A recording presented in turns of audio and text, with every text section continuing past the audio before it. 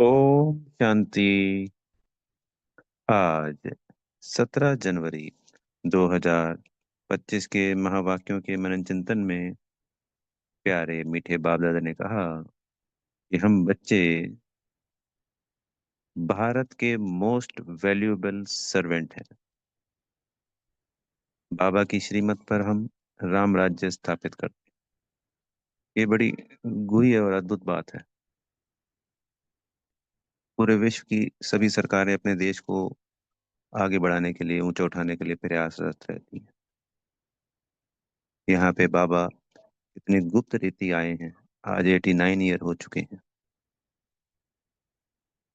और पूरा भारत संपूर्ण पावन बन जाएगा। पूरी धरती परिवर्तन हो जाएगी। करते तो हम भारत को हैं, पर पूरा विश्व ही परिवर्तित हो जाता है। बाबा के बच्चे अपना तन, अपना मन, अपना धन इस भारत की सेवा में निछावर करते हैं, तो पूरा भारत ही अपना हो जाता है। पिछले 2500 वर्षों में अनेकों अनेक एक देश से आज लगभग 225 देश हैं पूरे विश्व में। कितने प्रयास किए हैं इस विश्व के अपने देश को परिवर्तन करने के लिए, ऊंचा उठाने के लिए, पर वापस गिरते चले जाते हैं। कितना अद्भुत रहस्य। बाबा कहते हैं तुम गुप्त रीति मेरी श्रीमत पे चलते हो। यहाँ पे सब कुछ ओपनली हो रहा है। संस्था चल रही है।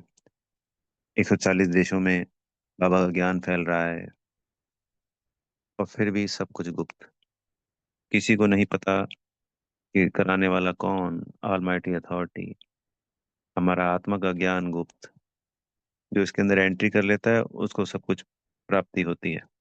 वरना पूरे संसार के लिए, सबके लिए, भारत सरकार के लिए सब कुछ गुप्त रीति हो रहा है। तो हम से ज्यादा मोस्ट वैल्यूएबल सर्वेंट कौन हो सकता है? तो हम सीक्रेट एजेंट भी हैं, बाबा के जासूस भी हैं, सर्वेंट भी हैं। हमारा पद्मा पदम सौभाग्य है जो ये सेवा का सौभाग्य प्राप्त हुआ। बाबा ने हमें चुना। बेहद की खुशी रहनी चाहिए, हमें हमेशा उमंग उत्साह रहना चाहिए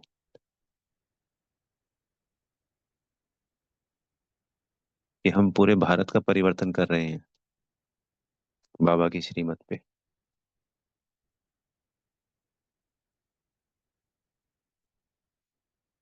कहाँ ये पतित दुनिया और कहाँ वो गोल्डन दुनिया, पावन दुनिया। अद्भुत है।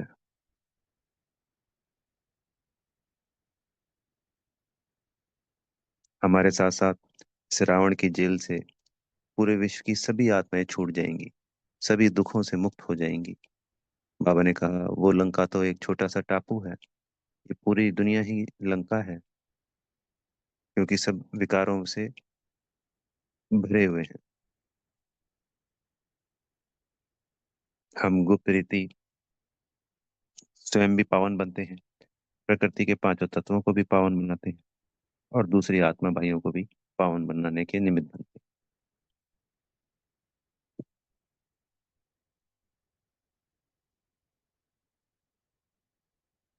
हैं। भक्ति में हम कल्याण करते थे कि दूसरी आत्मा को भोजन मिल जाए, कपड़े मिल जाएं, उसके थोड़े दुख दूर हो जाएं। इतना ही तो कर सकते हैं किसी गरीब का भला, इससे ज्यादा तो कुछ कर नहीं सकते।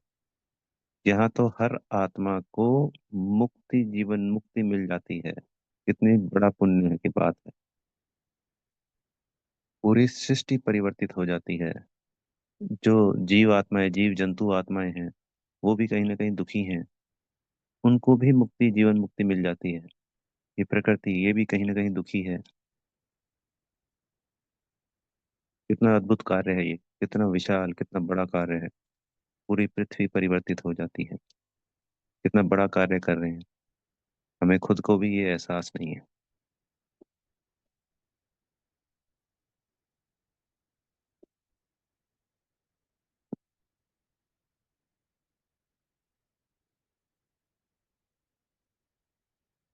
तो बाबा की श्रीमत पे चल के हमें अपना तन मन धन मनसा वाचा कर्मणा, दृष्टि वृत्ति सब दिल से सेवा में लगा के नंबर वन सर्वेंट बनना है बाबा का। बाबा ने आज कहा कि ईश्वर परमात्मा और पिता अक्षर कहने में कितना फर्क है। ईश्वर परमात्मा प्रभु ऐसा लगता है जैसे शक्तिशाली है, सर्वशक्तिमान है। जब भक्ति में हम गाते थे तो हम यही कहते थे कि भगवान तो सब कुछ कर सकता है, वही मरे को जिंदा कर दे या कुछ भी कर दे, इस सृष्टि का परिवर्तन भी कर देगा, हमारा भी कर देगा। एक झलक पाने के लिए साक्षात्कार इसलिए करते थे कि आत्माएं समझती हैं कि अगर भगवान का साक्षात्कार हो गया, जिस भी देवी देवता की पूजा करती हैं, तो वो उसने मुक्ति पा ली, वो मोक्ष में चला जाएगा मरने के बाद, सिर्फ एक झलक पाके। कितनी गलत फहमी में रहते हैं। बाबा कहते हैं कि भाई साक्षात्कार हुआ तो क्या हुआ, बाबा की श्रीमत पे चलना पड़ता है। पढ़ाई, योग, धारणा, सेवा के द्वारा ही हम स्वयं को भी मुक्ति जीवन मुक्ति मिला सकते हैं और दूसरी आत्माओं को, बेहद की सभी आत्माओं को मुक्ति जीवन मुक्ति मिला सकते हैं। तो पिता या बाबा शब्द बोला है बहुत साधारण हो जाता है, और ये फैक्ट भी है। हम बाबा बाबा करते करते बाबा को ही अपने जैसा मानने लग जाते हैं, हम उनके जैसा नहीं बन रहे हैं। कई बार हम जैसे हम स्वयं हैं, क्योंकि ये आत्मा की नेचर होती है, जैसा वो स्वयं होता है दूसरों को भी वो वैसा ही मानता है। तो बाबा हमारे लिए, हमारी खातिर बिल्कुल साधारण बन जाता है,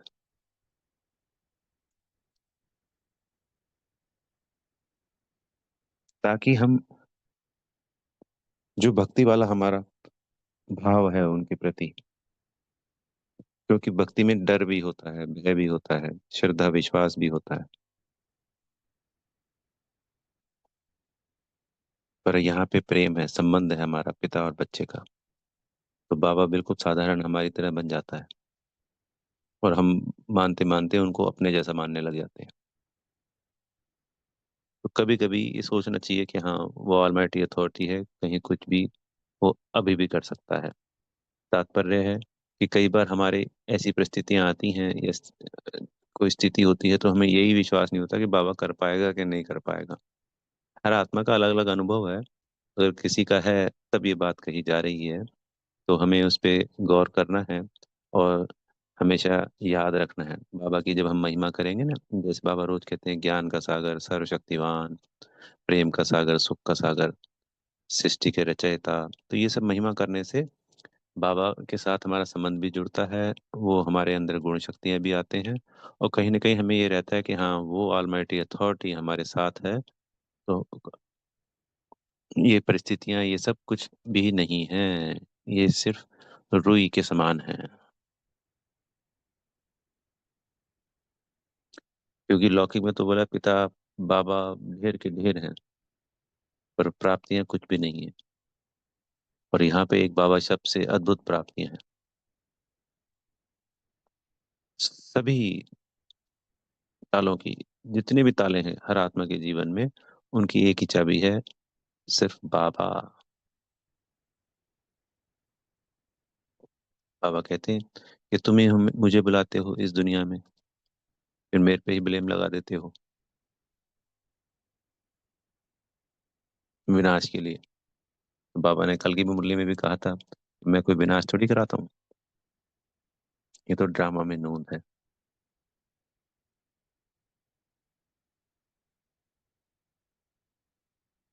बाबा कहते हैं मैं तो एक सहज रास्ता बताता हूँ, इस रास्ते पे जो चलता है उसको मुक्ति जीवन मुक्ति मिलती है, पावन बनता है, सुख शांति से भरपूर होता है, कारून का खजाना मिलता है। बाबा कहते, तो कारून कोई राजा हुए जिनके खजाना मतलब सबसे बड़ा माना गया कहानियों में है ये। तो हमसे बड़ा खजाना तो किसी के पास होता ही नहीं है, हमारा खजाना ही बाबा है, जो सदा गुप्त है। इस पुरुषोत्तम संगम युग से बड़ा खजाना कभी किसी को कहीं पे भी नहीं मिल सकता। सत्युग के देवी देवताओं को भी कोई भगवान थोड़ी मिला है।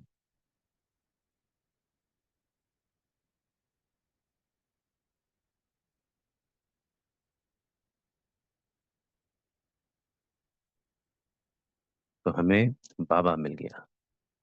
तो बाबा की श्रीमत का पालन करना है। आज के मूल्य में फिर बाबा ने कहा कि बार बार निराकारी बनकर मुझ परमात्मा को याद करो, तो बहुत तीव्रता से विक्रम विनाश होंगे।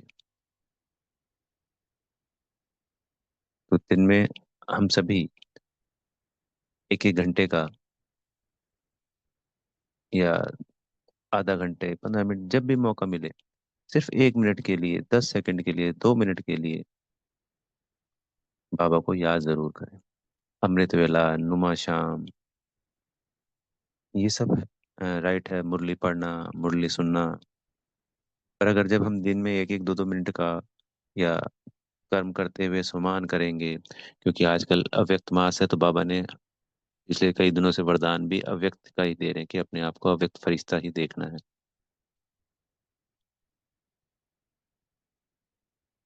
तो आत्मा का अभ्यास भी और अव्यक्त फरिश्ते का अभ्यास भी हमें बढ़ाते रहना है।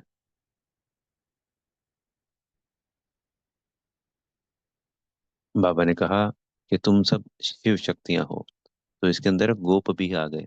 जैसे बाबा ने किसी मुरली में पांडव कहा था, तो पांडव में ये नहीं कि सिर्फ भाई लोग आते हैं, माताएं, बहनें, भाई सब पांडव भी हैं, और सब शिव शक्ति भी हैं। शिव की शक्ति कौन? शिव परमात्मा, स्वयं बाबा, और उनकी शक्तियां हैं हम। क्योंकि बाबा हम शक्तियों के द्वारा इस सृष्टि का परिवर्तन करवाते हैं। बाबा स्वयं भी कर सकते हैं, पर फिर हमारे प्रारब्ध कैसे बनेगी? तो हम जब बाबा से शक्तियां लेते हैं, तो हमारी शक्तियां जागृत हो जाती हैं। तो हमारी सतो प्रधानता से इस सृष्टि के पांचों तत्व भी और सभी आत्माएं सतो प्रधान बनेंगी आने वाले समय में। तो हम सभी आत्मा रूप में उनकी शक्ति भी हैं, और आत्मा रूप में उनके पांडव भी हैं। संसार की रीति हम मेल फीमेल हैं, पर परमात्मा की रीति, इस ज्ञान की रीति, हम सभी आत्मा हैं।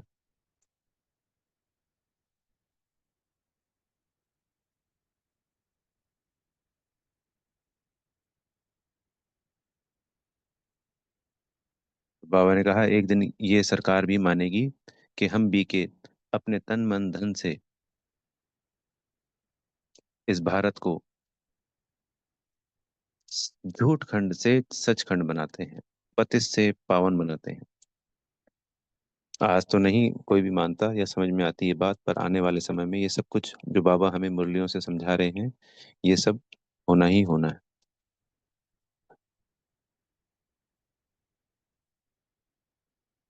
फिर आज बाबा ने हमें वरदान दिया,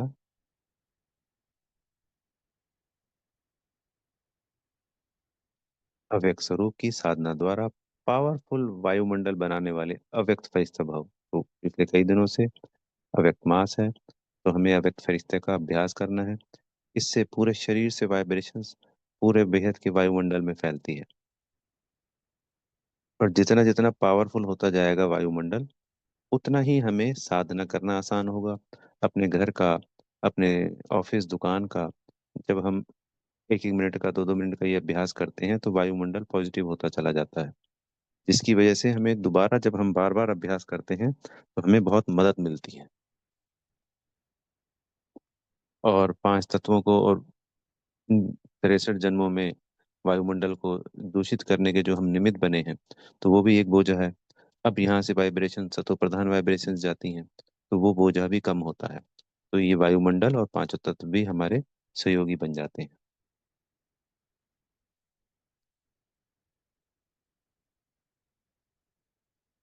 बाबा ने आज कहा कि अव्यक्त फरिश्ता भव के वरदान को स्मृति में रख शक्तिशाली वायुमंडल बनाने की तपस्या करो।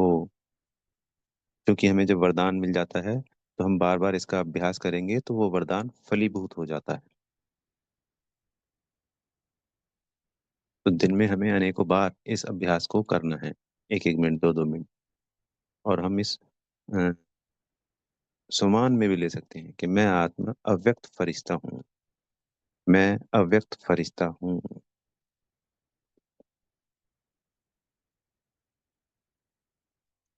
बार बार सूक्ष्म वतन में भी जाना है, बाप दादा से दृष्टि भी लेनी है, वहां पे भी अपने आप को अव्यक्त फरिश्ता देखना है, और फिर यहाँ पे भी चलते फिरते कर्म करते हुए या 2-2 मिनट के अभ्यास में अव्यक्त फरिश्ता देखेंगे तो वायुमंडल वातावरण हमारे फेवर में हो जाएगा और ये सब कुछ परिवर्तित हो जाएगा। बाबा ने कहा कि सभी व्यर्थ बातों से और व्यक्त बातों से परे हो जाएंगे। हाँ, स्लोगन में कहा कि सर्वशक्तिमान बाप को प्रत्यक्ष करने के लिए एकाग्रता की शक्ति को बढ़ाओ। तो एकाग्रता की शक्ति के ऊपर भी बाबा काफी टेंशन दे रहे हैं पिछले कई दिनों से। तो ये शक्ति भी हमें बाबा के पास जानी है, लेनी है। और जितनी जितनी एकाग्रता बढ़ती जाएगी, सभी अभ्यास, चाहे वो आत्मा का अभ्यास है और चाहे फरिश्ते का अभ्यास है, बहुत सहज हो जाएगा। और जो हमें कर्मातीत अवस्था को अंत तक पाना है, वो हम सभी पाएंगे। पर इस पुरुषोत्तम संगम युग पे जो हमें अतीन्द्रिय सुख, हमें बाबा की अनुभूतियां, सदा खुश रहना, सदा उड़ती कला में रहना, वो हमें एकाग्रता की शक्ति से जितनी ज्यादा शक्तिशाली होगी, उतना ही लंबे समय तक हम उस अनुभव को जी पाएंगे, उस अनुभव को ले पाएंगे।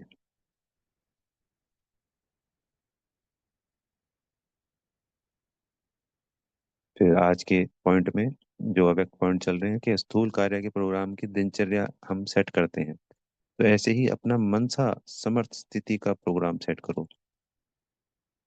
तो मनसा में क्या है? मन को समर्थ संकल्पों में बिजी रखना है। तो सम्मान किया, मुरली के पॉइंट का मनन चिंतन किया, बाबा के संग चिट चैट करी। जितना हम बिजी रहेंगे, मन इनमें बिजी रहेगा, तो व्यर्थ अपसेट होने की कोई गुंजाइश ही नहीं बचेगी और एकाग्रता बढ़ती जाएगी। और यही अच्छे वाइब्रेशंस वायुमंडल में फैलेंगे, ये सेवा भी हो जाएगी, दूसरी आत्माओं का भी कल्याण होगा, हमारा भी होगा। तो इस तरीके से बाबा हमें अनेकों अनेक पॉइंट देते हैं, अनेकों अनेक बातें बताते हैं, उन सबको हमें फॉलो करना है। अच्छा, ओम शांति। बेहद का धन्यवाद मेरे प्यारे माता पिता जी, बाप दादा जी का, आप सभी आत्मा भाइयों का बेहद की दिल से शुभकामनाएं, शुभ भावनाएं सदा आपके साथ है। सदा फरिश्तापन की स्थिति में स्थित हो, सदा बाप दादा की याद में रहें। ओम शांति।